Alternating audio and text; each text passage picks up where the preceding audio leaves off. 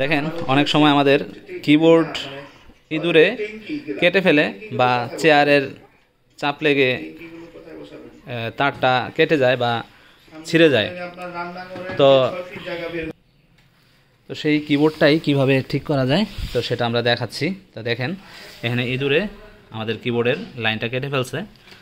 তো এটা খোলা হয়েছে এবং এইখানে দেখেন খুব সুন্দর করে একটা পোর্ট দিয়ে এই কিবোর্ডটা লাগানো আছে।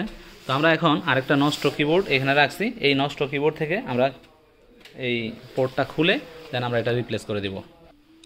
দেখেন এখন কিবোর্ডটির কেবলটা চেঞ্জ করার পরে এখন কিন্তু আমাদের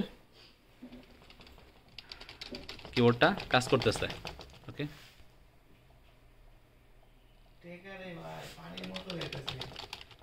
কিবোর্ড একবারে খুব সুন্দরভাবেই কাজ করতেছে।